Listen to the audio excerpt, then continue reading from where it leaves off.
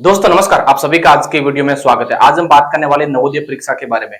ऐसे विद्यार्थी जो अभी क्लास 5 में अध्ययन कर रहे हैं और क्लास 6 में नवोदय में एडमिशन लेने के लिए इच्छुक है, उनके लिए यह आज वीडियो उपयोगी होगा। यानी कि आज हम बात करेंगे नवोदय के जो फॉर्म है क्लास 6 में एडमिशन के लिए, वो भी फॉर्म स्टार्ट हो गए हैं। उनके लिए नवोदय के जो फॉर्म भरने के लिए जो कई शर्तें हैं वो डिसाइड की गई है। उन शर्तों के बारे में बात करेंगे, कौन कौन से विद्यार्थी वो फॉर्म अप्लाई कर सकते हैं, कौन से विद्यार्थी वो फॉर्म अप्लाई नहीं कर सकते, और आपको फॉर्म अप्लाई करते समय कौन कौन सी बातों का ध्यान रखना है। इनके साथ साथ में आपको कौन कौन से डॉक्यूमेंट है वो अपलोड करने हैं, कौन कौन से अन्य कागजात की आवश्यकता होगी, वो इन सभी की बात आज के अपन वीडियो में करेंगे। जुड़े रहिएगा वीडियो के अंत तक। ठीक है, सबसे पहले शुरुआत करते हैं, हमें नवोदय परीक्षा के दोस्तों क्या फायदे होने वाले। यानी कि अगर आपका बच्चा क्लास 6 में नवोदय में परीक्षा को फाइट कर लेता है, यानी उसका सिलेक्शन हो जाता है, तो आपका बच्चा जब तक क्लास 12th पास नहीं कर लेता है तब तक आपके बच्चे को जो निःशुल्क एजुकेशन है वो पूरा का पूरा सरकार के द्वारा करवाया जाएगा। और इसके साथ में रहने और खाने की व्यवस्था, विद्यालय जो गणवेश है, उन सब की व्यवस्था है वो सरकार की तरफ से निःशुल्क रहेगी, अगर आपका विद्यार्थी है वो नवोदय में सेलेक्ट हो पाता है। तो ये तो बात रही नवोदय की। यानी कि ऐसे ग्रामीण क्षेत्र के बहुत से ऐसे बच्चे होते हैं जो बहुत प्रतिभाशाली होते हैं, टैलेंट होते हैं, लेकिन वो एक बड़ी फीस के साथ में या शहर के महंगे महंगे विद्यालयों में अध्ययन नहीं कर पाते हैं। तो सरकार के द्वारा एक ऐसा एग्जाम कंडक्ट करवाया जाता है क्लास 5 में जो अध्ययन कर रहे हैं उनके लिए, और उस एग्जाम में सिलेक्शन हो जाता है तो सरकार उसको 12वीं क्लास तक है वो निःशुल्क अध्ययन करवाती है। तो उनके लिए अपन बात करते हैं कि नवोदय में आप लोग फॉर्म कैसे भर सकते हैं। सबसे पहले तो बात करते हैं अपन अपने लिए नवोदय परीक्षा 2024 और 25 के फॉर्म है वो अप्लाई हो चुके हैं। यानी कि इसकी जो फॉर्म अप्लाई है वो स्टार्ट हुआ था 16 जुलाई 2024 से, और इसकी जो लास्ट डेट है वो अपने पास में 16 सितंबर 2024। यानी कि ये तो एग्जाम फॉर्म स्टार्ट करने की दिनांक है और ये है लास्ट डेट। ठीक है, तो इसके मध्य आप लोग है वो इसका फॉर्म अप्लाई कर सकते हैं। अब देखते हैं इसमें कौन कौन है वो फॉर्म भर सकता है, ऐसे कितने विद्यार्थी है जो इसमें अप्लाई कर सकते हैं।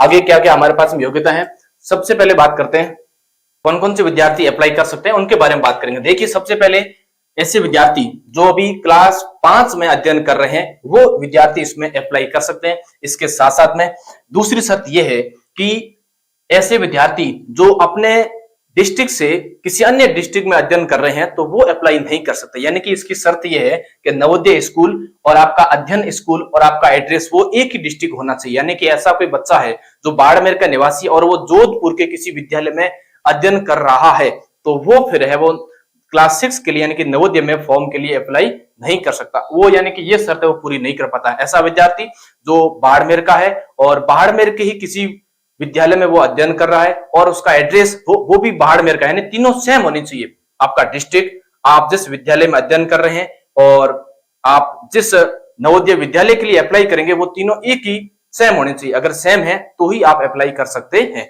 तो ये तो बात होगी हमारे पास में दो शर्तें। आगे और बात करते हैं, आगे हमारे पास और कौन सी शर्तें हैं। तीसरी बात हमारे पास ये है कि अगर विद्यार्थी सरकारी स्कूल का है, अगर विद्यार्थी प्राइवेट स्कूल का है, निजी और सरकारी दोनों विद्यालय के जो विद्यार्थी है वो इसमें अप्लाई कर सकते हैं। ठीक है, अगली बात, ऐसे विद्यार्थी जो दिव्यांग है, अपंग है, वो भी इसमें अप्लाई कर सकते हैं। तीसरी बात है कि फॉर्म फीस, इसकी फॉर्म फीस क्या रखी गई है, तो इसकी फॉर्म फीस है वो आपकी निःशुल्क रहेगी। सरकार के द्वारा कोई फॉर्म है वो फीस है वो इसके द्वारा निर्धारित नहीं की गई है। यानी कि ये फॉर्म है निःशुल्क रहने वाला। यानी कि अगर ई मित्र पे जाते हैं आप फॉर्म भरवाने के लिए तो 150 रुपए लेते हैं, वो अलग बात है, लेकिन सरकार की तरफ से इसके लिए आपके लिए फॉर्म है वो निःशुल्क रखा गया है। ठीक है, फिर बात करते हैं चयन का प्रोसेस क्या है इनके पास में।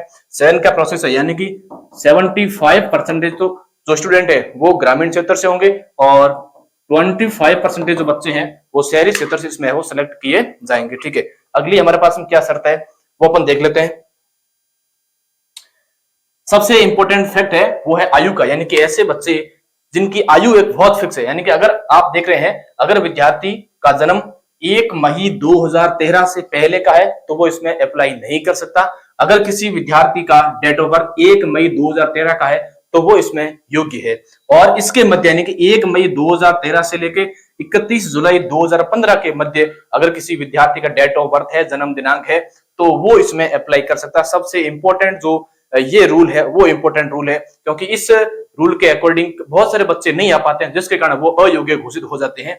ठीक है, तो ये आपको डेट ध्यान रखना है, 1 मई 2013 से लेके 31 जुलाई 2015 के बीच में आपके डेट ऑफ बर्थ आनी आवश्यक है, तो ही आप अप्लाई कर सकते हैं, अन्यथा नहीं तो आप अप्लाई नहीं कर सकते। ठीक है, दूसरी बात है, क्या हम पुनः अप्लाई कर सकते हैं? कई बार बच्चे ऐसे होते हैं कि माना कि कुछ बच्चे ऐसे होते हैं जो ट्राई करने के लिए क्लास 4th में पढ़ रहे हैं और वो अप्लाई कर देते हैं। ठीक है, लेकिन वो दोबारा अप्लाई नहीं कर सकते। अगर किसी बच्चे ने, अगर किसी स्टूडेंट ने एक बार नवोदय की साइट पर जाके इनरोलमेंट करवा दिया है तो वो दोबारा वहां पे फॉर्म अप्लाई नहीं कर सकता।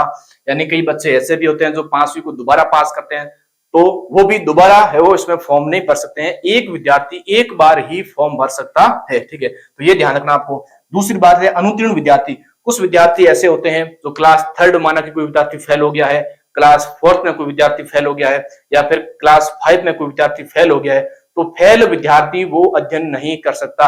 यहाँ पे 3 क्लासों का ध्यान रखना है, class 3rd, class 4th, class 5, इन तीनों क्लासों में अगर कोई फेल विद्यार्थी है तो वो अप्लाई नहीं कर सकता। ठीक है, अगली हमारे पास क्या शर्त है उनकी बात करते हैं।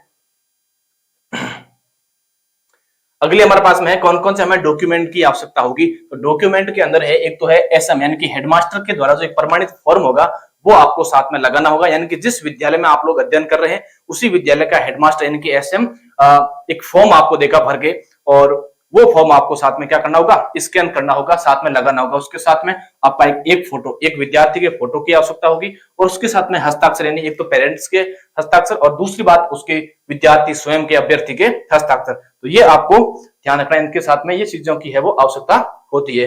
फिर आगे अपन बात करते हैं एग्जाम डेट, यानी जो क्लास 6 का जो एग्जाम है, क्लास 6 में प्रवेश के लिए जो एग्जाम है वो एग्जाम होने वाला राजस्थान के विद्यार्थियों के लिए 18 जनवरी 2025 को ये एग्जाम डेट इन्होंने फिक्स कर दी है, और समय भी इनका फिक्स रहता है, हर बार की तरह इस बार भी फिक्स है। 2 घंटे का आपको समय मिलेगा, और इसमें 11:30 से लेके 1:30 बजे के बीच में आपका एग्जाम है वो समय रहेगा। ध्यान रखिए, एग्जाम डेट आपकी 18 जनवरी 2025 को है वो कंडक्ट करवाई जाएगी। ठीक है, फिर आगे अपन बात करते हैं सिलेबस, यानी कि इस एग्जाम में बैठने वाले विद्यार्थियों का क्या सिलेबस रहने वाला है, हमें क्या पढ़ना है, उनकी बात करते हैं। सिलेबस के अंदर 3 इंपॉर्टेंट सब्जेक्ट है। एक तो हो गया आपका मेंटल एबिलिटी यानी कि मानसिक योग्यता।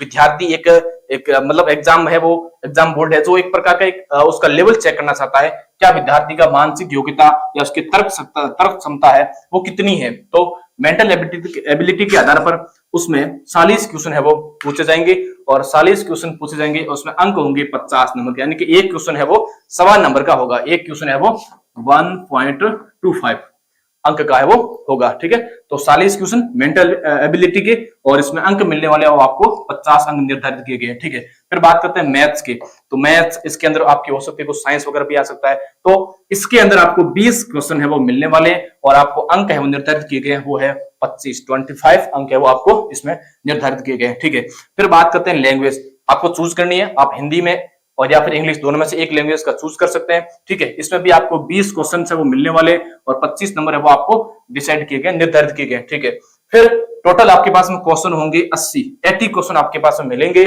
और आपको जो अंक है वो टोटल पेपर होगा वो आपका 14 नंबर का पेपर होने वाला है। और दूसरी बात, इसमें नेगेटिव मार्किंग बिल्कुल भी नहीं होने वाली है, यानी कि अगर आपको क्वेश्चन गलत होता है तो आपका अलग से अंक है वो नहीं काटा जाएगा। ये विद्यार्थियों का सबसे बड़ा भ्रम है कि नेगेटिव मार्किंग होगी या नहीं, बिल्कुल नेगेटिव मार्किंग इस नवोदय के एग्जाम में आपके लिए नहीं है। तो ऐसे विद्यार्थी जो नवोदय में एडमिशन लेने के लिए इच्छुक है या उनकी इच्छा है तो आप लोग अप्लाई कर सकते हैं। 16 सितंबर आपकी लास्ट डेट है, ध्यान रखना। पिछली बार डेट है वो कुछ दिनों के लिए बढ़ाई गई थी, हो सकता है इस बार भी डेट बढ़ा दी जाए, लेकिन ऐसे विद्यार्थी जो इसमें फॉर्म भरने के लिए इच्छुक है, योग्य है, वो तो बिना लास्ट डेट का इंतजार किए आप लोग फॉर्म भर सकते हैं। ठीक है, इसके साथ मैं आपको बताना चाहूंगा कि 2 किताबें हैं। ये जो किताबें आपको बुक्स दिखाई दे रही है, अग्रवाल पब्लिकेशन की बुक्स है, इन बुक्स को आप लोग पढ़ के, इनके अंदर मॉडल पेपर्स दिए गए हैं, इनके अंदर क्वेश्चंस दिए गए हैं, इनकी आप प्रैक्टिस कर सकते हैं, और इन प्रैक्टिस के साथ अपनी अभ्यास क्षमता को और बढ़ा के आप लोग है वो नवोदय में एक सक्सेसफुल आप सफलता है वो प्राप्त कर सकते हैं। तो ये तो बात रही, हमने बात की क्लास 6 में प्रवेश लेने के लिए नवोदय के द्वारा कौन कौन से रूल्स निर्धारित किए गए हैं, कौन कौन से डॉक्यूमेंट की आवश्यकता होगी। अगर आपको हमारा वीडियो पसंद आता है तो चैनल को जरूर सब्सक्राइब कीजिए। धन्यवाद, थैंक यू।